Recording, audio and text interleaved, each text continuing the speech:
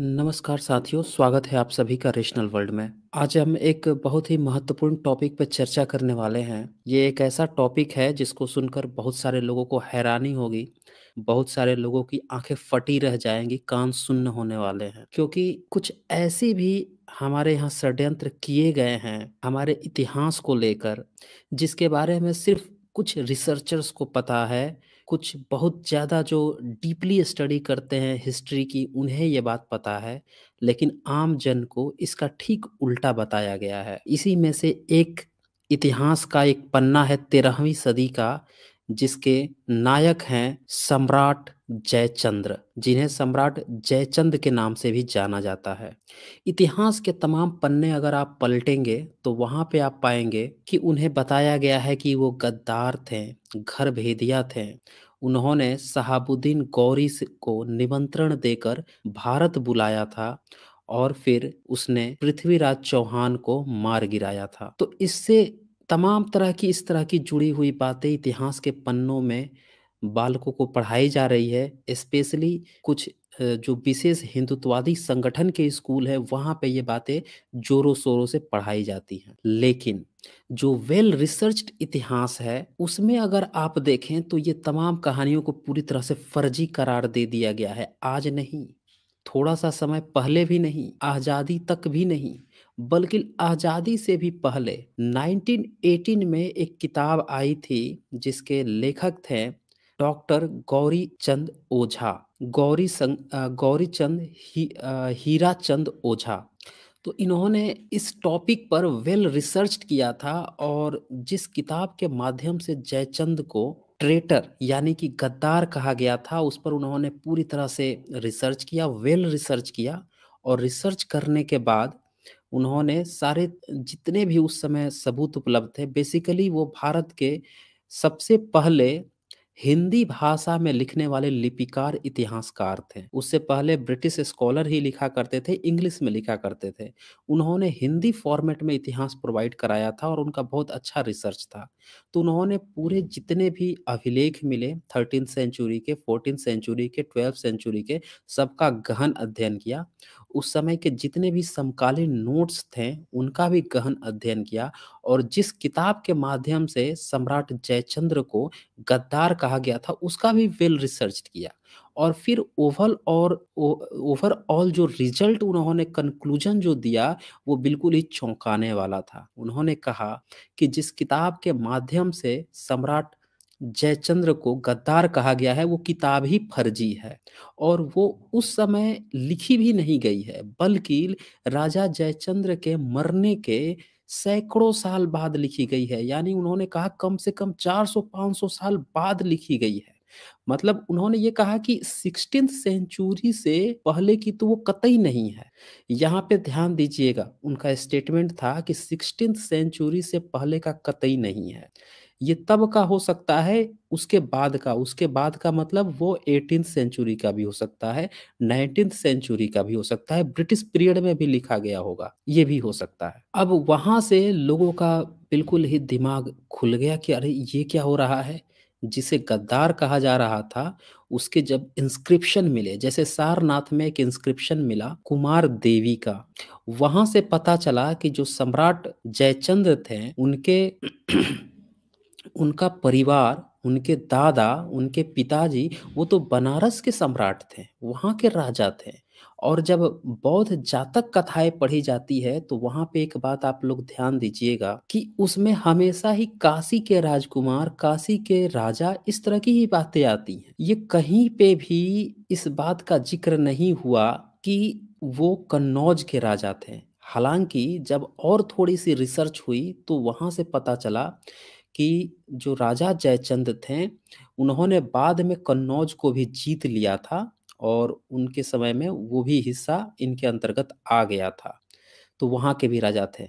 अब ये सवाल उठता है कि जो अभिलेख हैं, जो समकालीन नोट्स हैं, और भी कई सारी किताबें हैं, वो तो इन्हें महान देशभक्त बता रही हैं। तो जो गद्दार बताई जा रही है, उसकी एक्चुअल कहानी क्या है, उस पे भी मैं थोड़ा-सा आप लोगों को बता देता हूँ।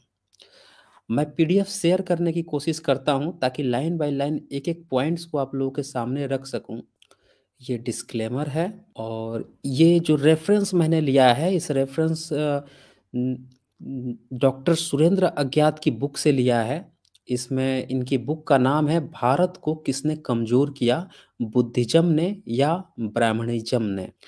और इस किताब में परिशिष्ट है और उस परिशिष्ट के जो लेखक हैं वो हैं बौद्ध धर्म के महान ज्ञाता शांति स्वरूप बौद्धाचार्य जी।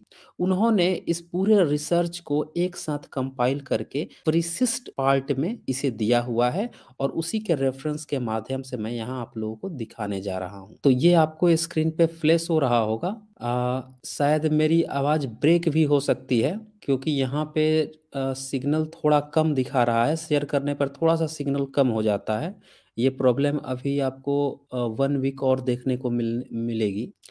तो खैर मैं यहाँ से प्रयास करता हूँ, अगर साउंड खराब आ रहा होगा तो मुझे आप कंफर्म कर दें तो मैं ये स्क्रीनशॉट हटा दूंगा। ओके, तो यहाँ पे आप देख रहे हैं कि इन्होंने जो बातें रखी हैं उसमें साफ साफ लिखा है कि काशीराज जयचंद्र के नाम से प्रायः सभी लोग परिचित हैं। इसमें ये मेन पॉइंट ये बताते हैं कि जो तिब्बत से कुछ किताबें मिली थी और जैसा कि आप जानते हैं कि भारत में जब जो 12th सेंचुरी का दौर था, जो 13th सेंचुरी का दौर था, जिस समय भारत से नालंदा को जलाया गया था, उस समय बौद्ध मार्ग पर जो यहाँ का एक षड्यंत्रकारी पंचमांगिया, जिसको हम फिफ्थ कॉलमनिस्ट कहते हैं, ये लोग पूरी तरह से बौद्ध मार्ग को खत्म करने पर तुले हुए थे। इन लोगों ने प्रयास किया था कि किसी तरह से खत्म कर दे और बहुत सारे यहाँ से माइग्रेट होकर जो बौद्धाचार्य लोग थे, जो भंते लोग थे, जो ज्ञानी विज्ञानी लोग थे, वो लोग तिब्बत की ओर चले गए थे।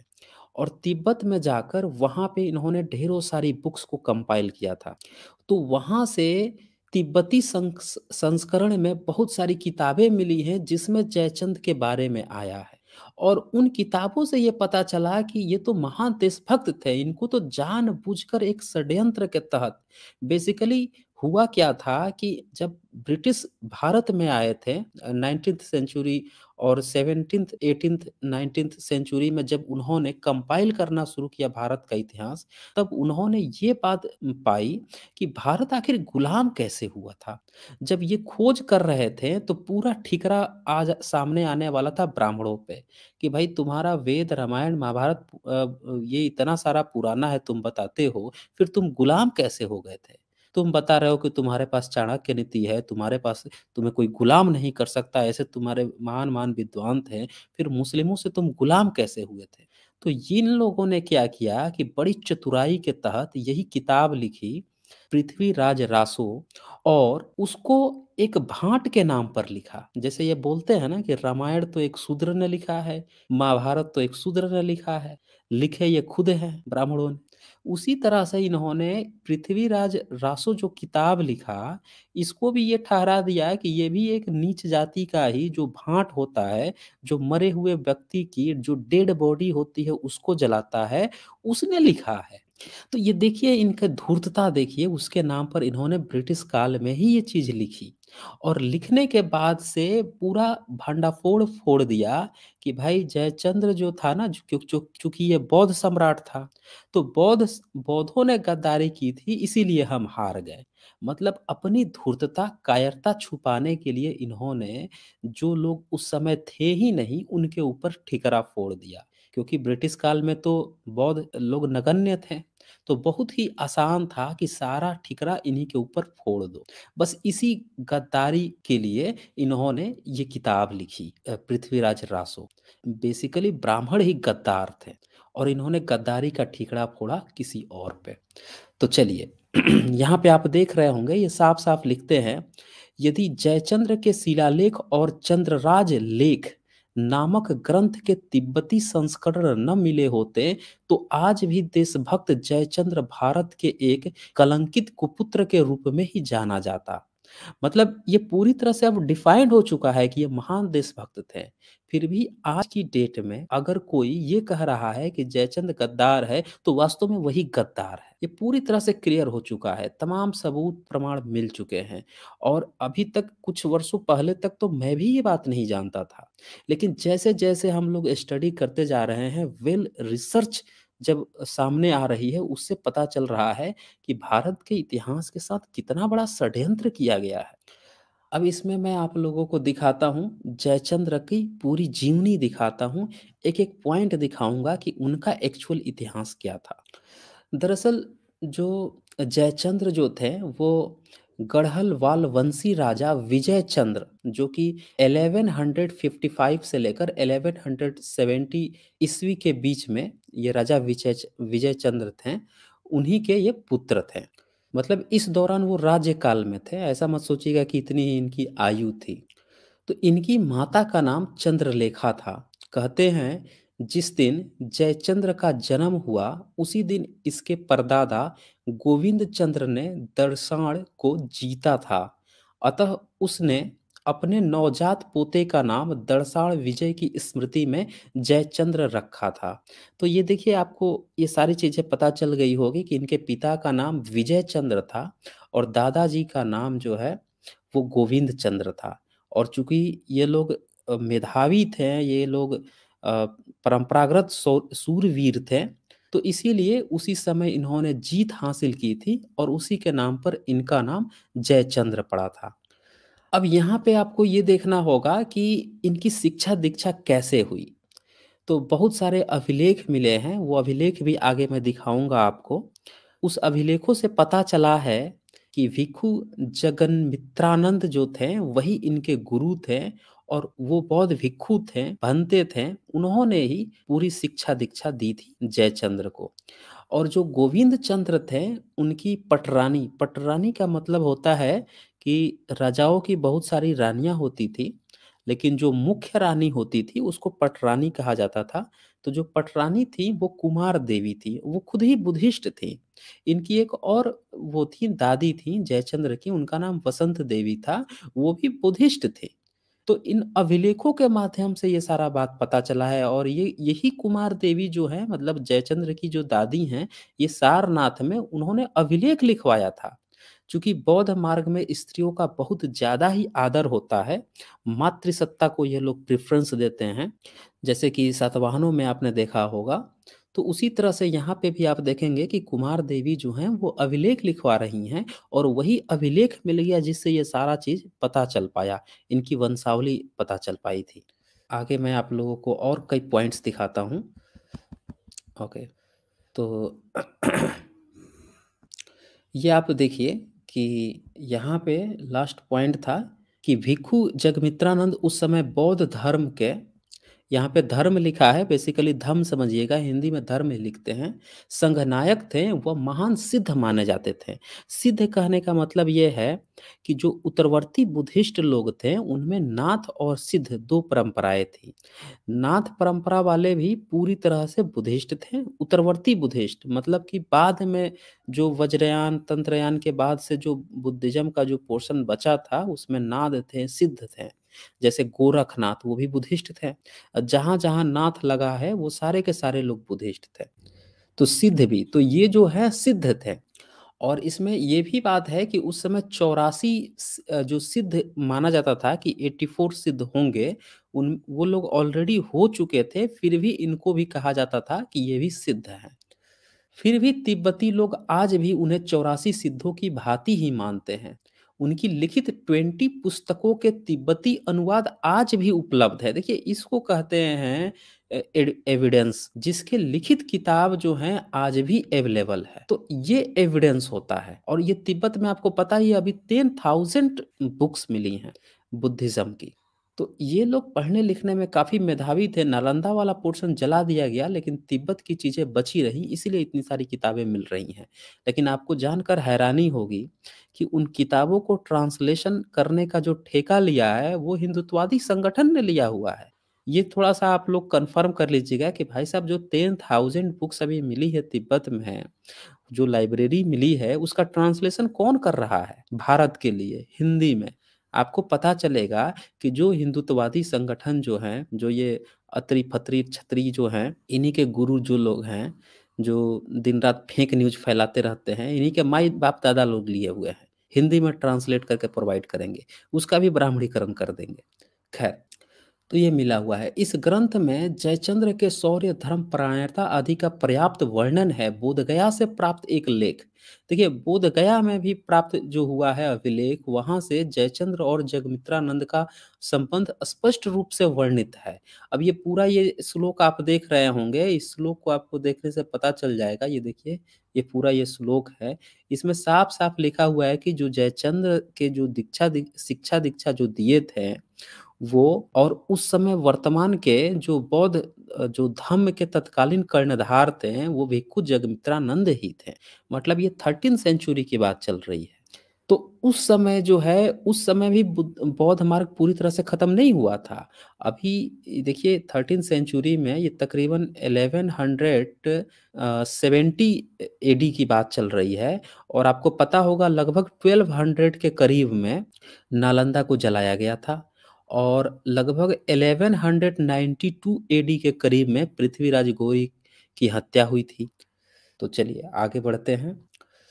तो यहाँ पे आगे इसमें भी आप देख रहे होंगे, दादी कुमार देवी और वसंत देवी महायान बौद्ध धर्म की अनुगामिनी थी। तो आप लोगों को ये क्लियर हो गया होगा कि महायान शाखा जो है उसी के ये लोग फॉलोअर थे। ओके, आगे देखें।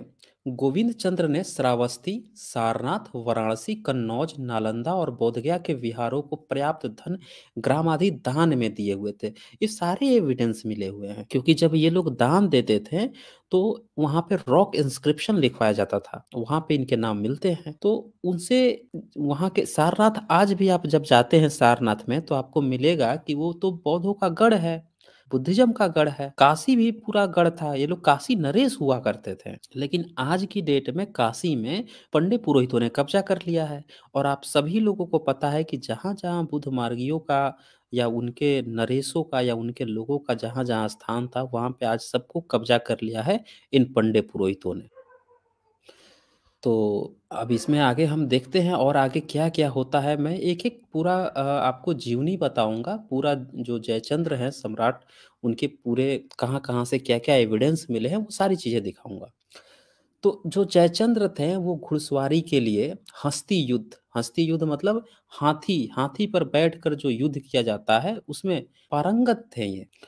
और उनकी बहुत अच्छी शिक्षा दीक्षा हुई थी, युद्ध प्रेम तो खैर था ही।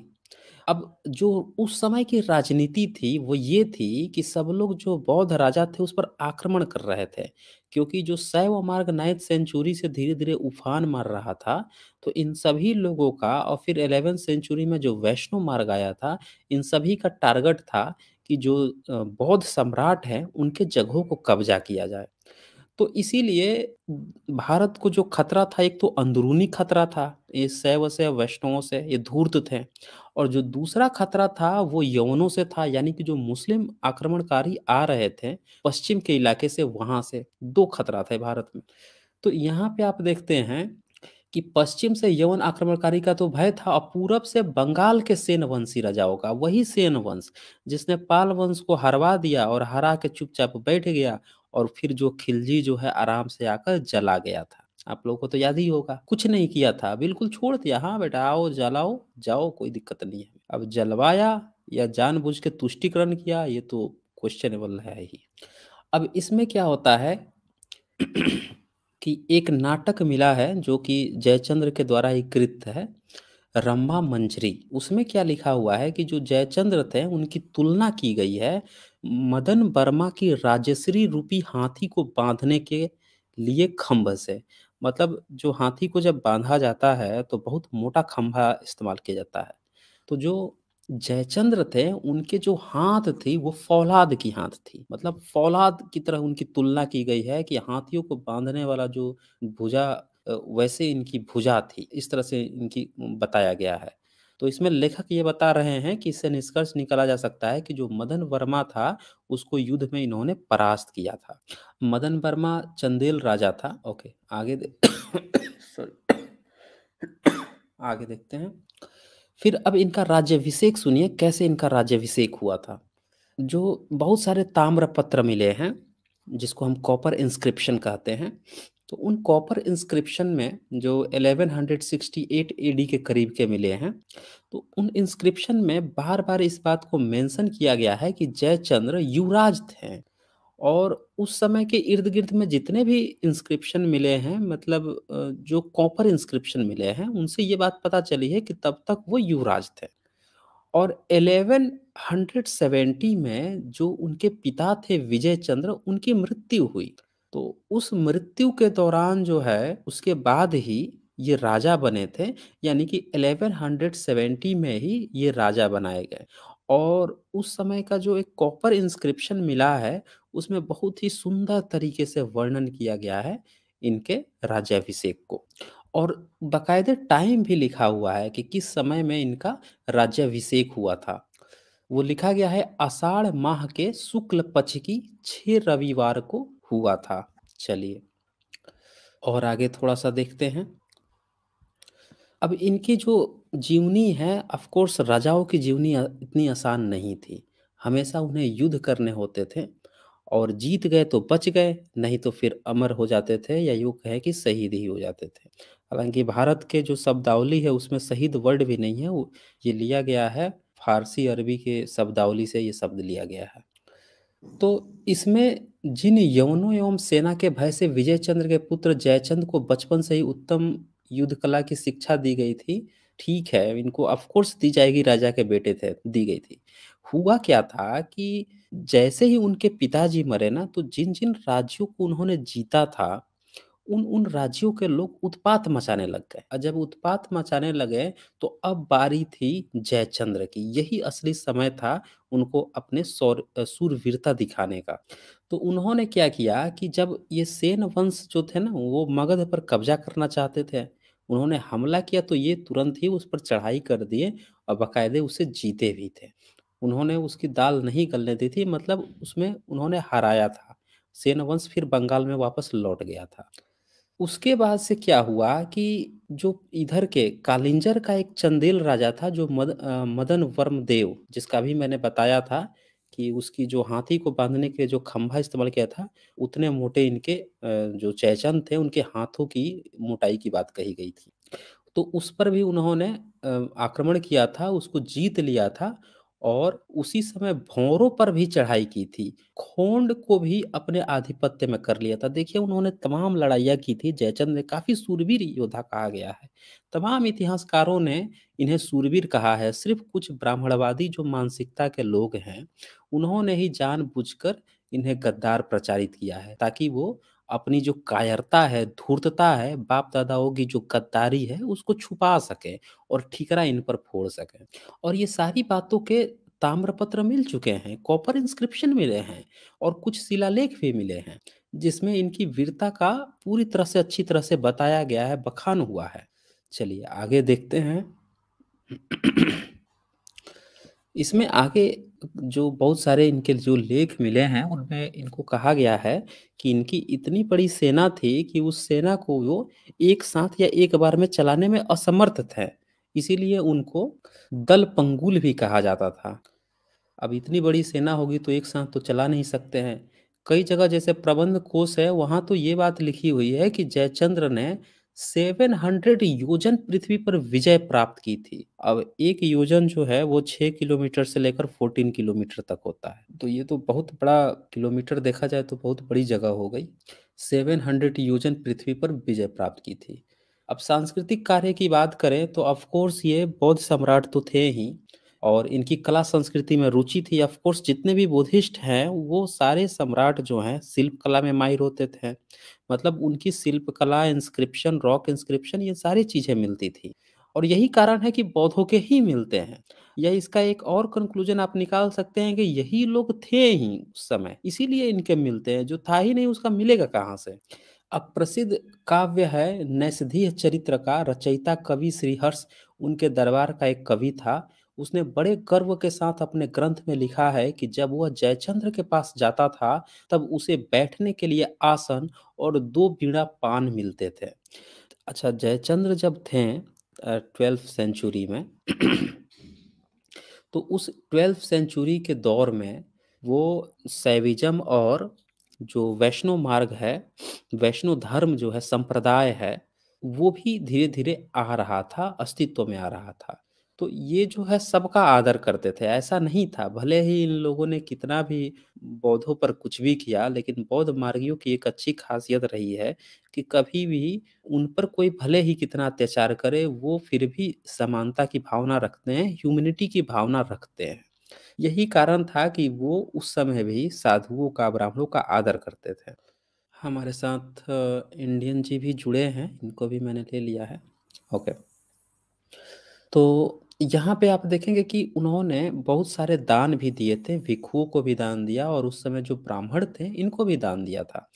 और इनके जो अपने जो गुरु थे, भदंत जगमित्रानंद, उनको विशेष तौर पर नेपाल और तिब्बत भी भेजा था।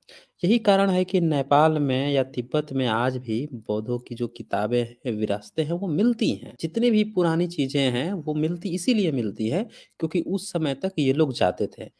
और आपने हमेशा सुना होगा कि बौद्ध भिक्षु हर देश में चले जाते थे, लेकिन ब्राह्मणों को तो कहीं जाना ही नहीं था। इन्हें तो समुद्र पार भी नहीं किया कभी। इनके देवी देवता भी पता नहीं पार किए नहीं किए कभी। उल्टे तलवार भाले तीर धनुष लेके रखते थे अपनी सुरक्षा के लिए। चलिए वे सन 1190 के आसपास वाराणसी से नेपाल गए और कई वर्षों तक वहां रहे। सन 1197 में खोफू लोचवा के आग्रह पर नेपाल से तिब्बत के लिए रवाना हुए और वहां 18 महीने तक रहे। उनका द्विभाषिया व्यक्ति वही व्यक्ति था जो विक्रमशिला विहार के नष्ट हो जाने पर सन 1119 में शाक्य, श्रीभद्र थेर और तिब्बत देश ले गया था। ये पॉइंट थोड़ा नोट कीजिएगा कि इनको जो है एक दुभाषिया व्यक्ति था जो तिब्बती लैंग्वेज में इनकी बात को हाँ बताता था। और जब सॉरी, विक्रमशिला विहार जब नष्ट हुआ था 1199 में, और उसी दौरान में देखिए नालंदा विश्वविद्यालय भी नष्ट करवाया था इन लोगों ने। उसी समय विक्रमशिला को भी नष्ट करवाया। तो विक्रम जब नष्ट हो गया ना, तो श्रीभद्र थेर को वहां से शिफ्ट करके ले गया था। कहाँ पे? तो तिब्बत देश में लेकर गया था। अच्छा, यहाँ पे एडवोकेट साहब आ चुके हैं, मंगेश जी। ये लिखते हैं जय नास्तिकता, सर क्रांतिकारी जय भीम। जी जी, जय भीम, जय भीम आपको। और ये सर्वजीत धमाका जी मेंबर बने हैं, थैंक यू आपको।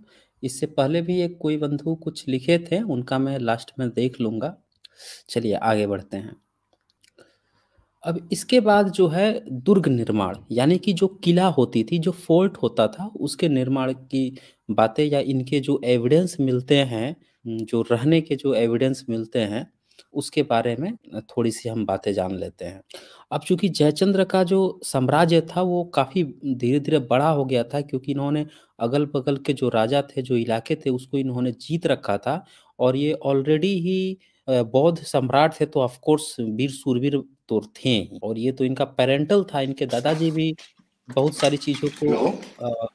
कब्जा किए हुए थे ऑलरेडी, हेलो। जीते ही हुए थे। मेरे ख्याल से यहाँ पे इंडियन जी का साउंड आ रहा है। जी इंडियन जी, आप कुछ बोल रहे हैं? ओके ओके, ठीक है।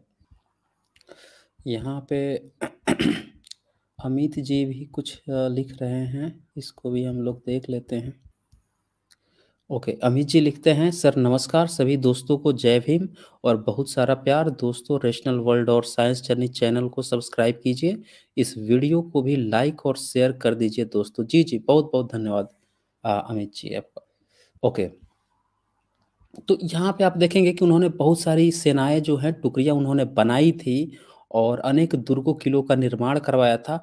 और यहाँ पे इन्होंने जो मेन जो इनके किले थे ना, वो कन्नौज में भी था, इटावा में था, असाई में था और गंगा के किनारों में भी था।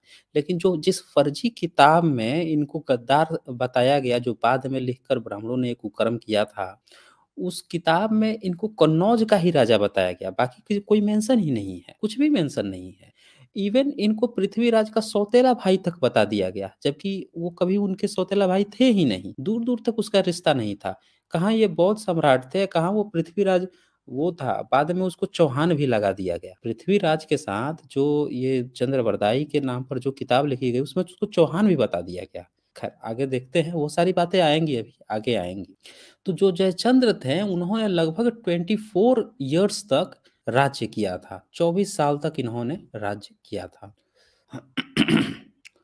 आगे जो है, अब बनारसी जो राजधानी है इनकी, वाराणसी तो राजधानी थी ही, तो ये इसमें ये लिखते हैं शांति स्वरूप बौद्धाचार्य जी कि प्रायः इतिहास लेखकों ने गढ़वाल वंशी राजाओं को कन्नौज का राजा लिखा है, किंतु इसमें एक बहुत बड़ा भ्रम है।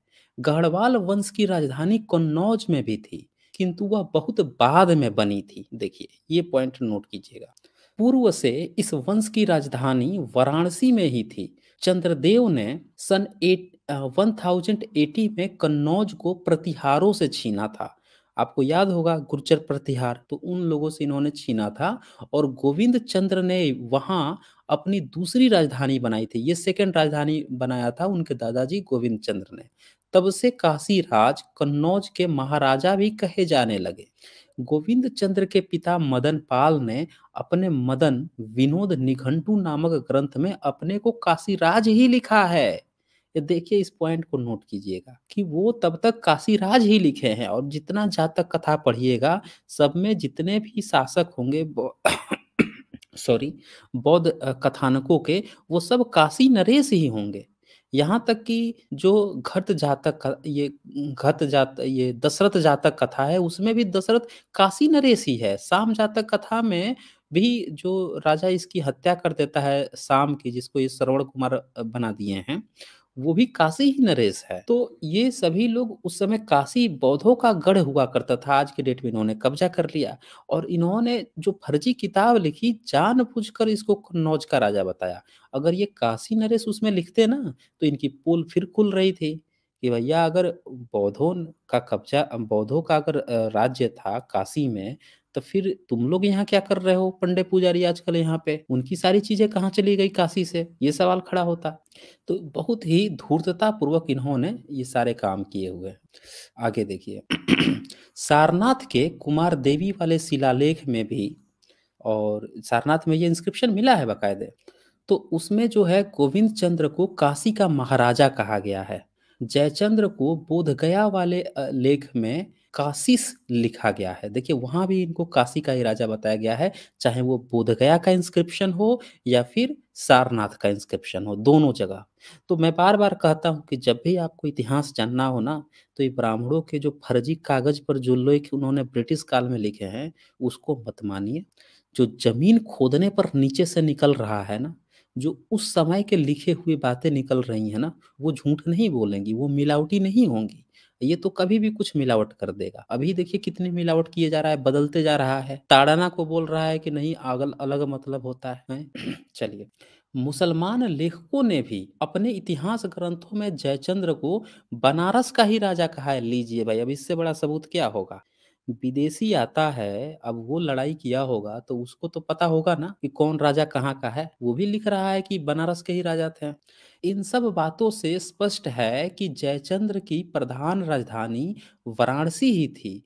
कन्नौज तो उपराजधानी के रूप में थी। काशी का इतिहास नामक ग्रंथ के लेखक डॉक्टर मोती चंद्र ने भी महाराजा जयचंद्र को काशी का ही राजा लिखा है। पॉइंट नोट कर लीजिएगा, कितनी धूर्तता की गई है इतिहासकारों के द्वारा। हमारे देश में जो महान देशभक्त सम्राट था, उसको गद्दार बना दिए। अब देखिए कहाँ से इनके ऊपर जो है संकट काल हुआ था, लड़ाइयाँ वगैरह कैसे हुई, कैसे इनका इतिहास खत्म किया गया, ये चीज आप समझिए। अंतिम दिनों में जयचंद्र के साम्राज्य पर चारों ओर से संकट उपस्थित होने लगे।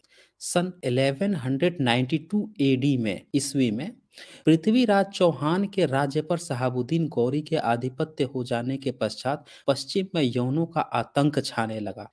तो ये बात तो ठीक है कि भैया उस समय वो जब आप पढ़ेंगे हिंदू हारों की दास्तान, जो डॉक्टर सुरेंद्र अज्ञात ने लिखी है, और बहुत सारे इतिहासकारों ने ये बात लिखी है, जब वो आप किताब पढ़ेंगे ना, तो आपको पता चलेगा कि ये जो है पृथ्वीराज चौहान हाथी से लड़ने गया था, और जब हाथी से लड़ रहा, हाथी से मतलब हाथी पर बैठकर लड़ने गया था, और जब हारने लगा, इसकी सेनाओं के पैर उखड़ गए, भागने लगे सब, तो ये भी हाथी छोड़ के हाथी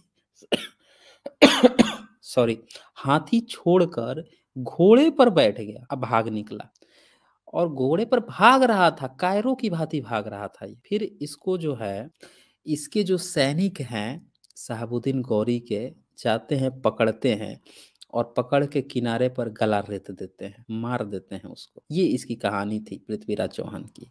और तो इसको हीरो दिखाने के लिए देखिए षड्यंत्र पूर्वक ये रासो किताब, पृथ्वीराज रासो किताब लिखकर अब फर्जी कहानी बनाकर उल्टे जयचंद्र को गद्दार साबित करने लगे। सब कितनी धूर्तता है।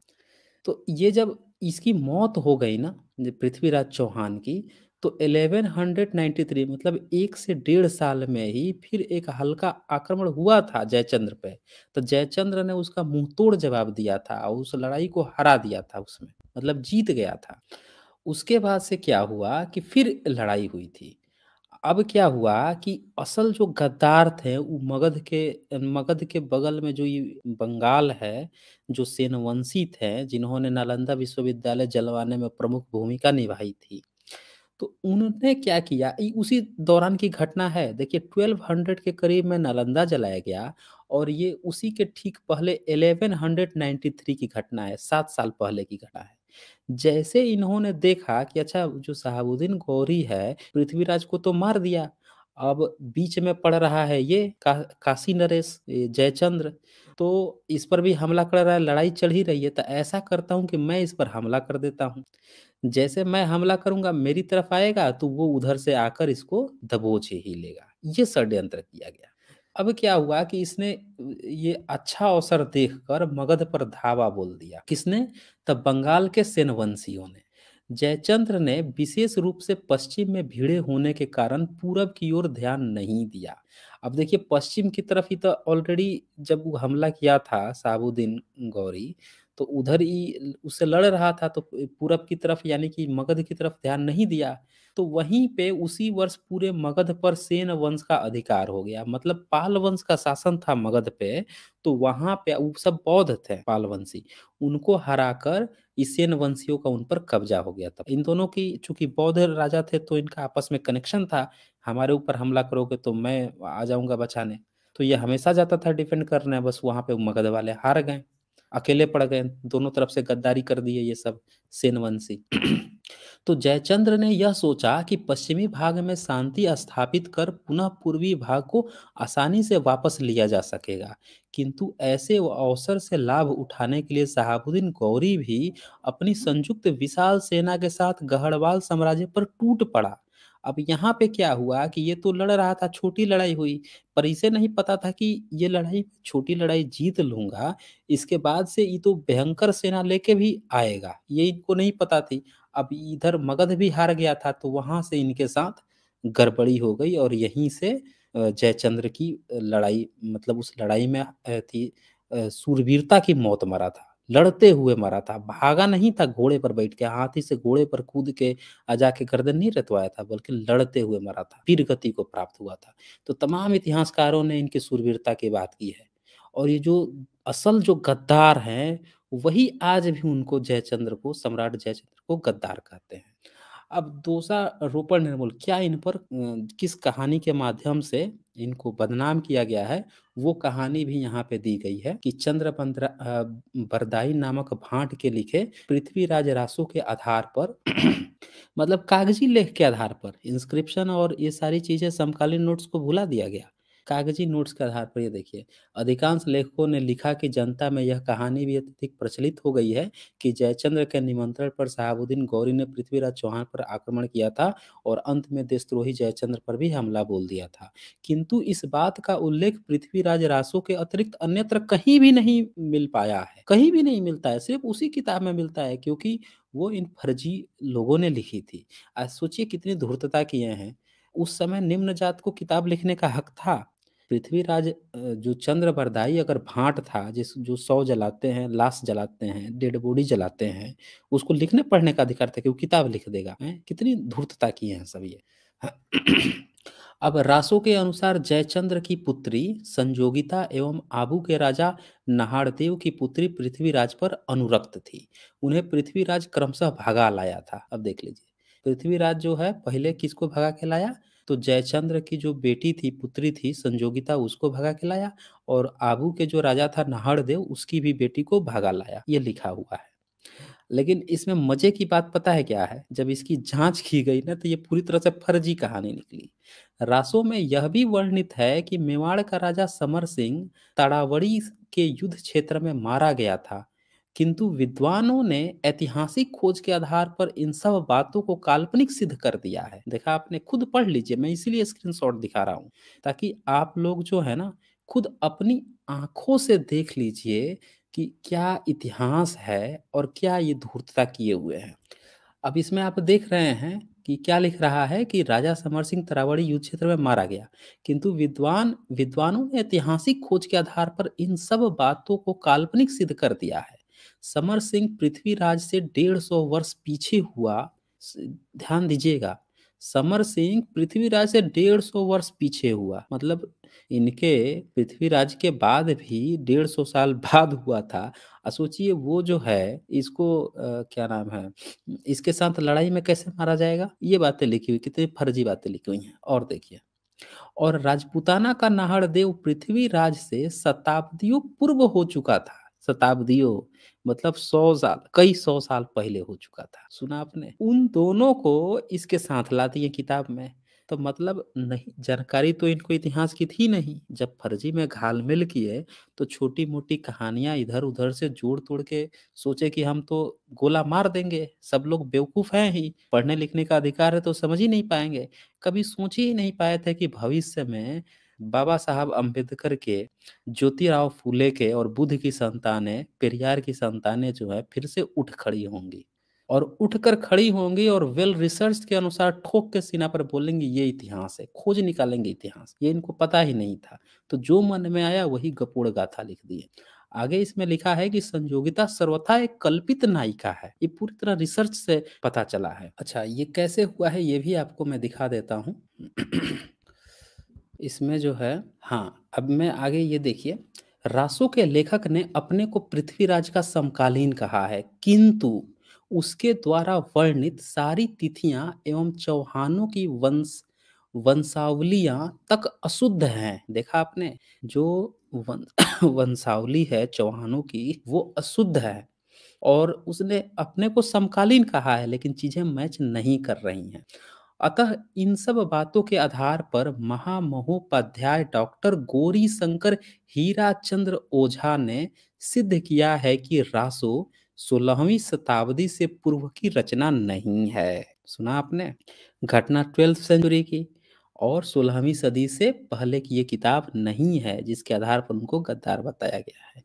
यानी कि 16वीं सदी के बाद 17वीं, 18वीं, 19वीं, 20वीं जब भी लिखी गई है, लेकिन 16वीं सदी तक तो कतई नहीं लिखी गई है। और देखिए, प्रबंध कोश में भी एक मन कल्पित कथा लिखकर जयचंद्र को दोषी ठहराया गया। अब उसके बाद से प्रबंध कोश भी लिखे थे, उसमें भी इनको दोषी ठहराने का प्रयास किए, किंतु वास्तव में इन दोनों लेखकों ने बड़ी भूल की है, और जयचंद्र पर जो दोषारोपण किया है वह निर्मूल तथा निरी काव्य कल्पना है। देखिए, एकदम बिल्कुल निर्मूल है, निरी काव्य कल्पना है ये, इसमें कुछ भी हकीकत नहीं है। क्योंकि जब इंस्क्रिप्शन, जो रॉक इंस्क्रिप्शन जो सीना फाड़ के जमीन से निकल रहे हैं, वो जो सबूत दे रहे हैं, उसके आगे ये जो बाद में षड्यंत्र के तहत किताबें लिखी गई है उसको कोई मायने नहीं रखती है।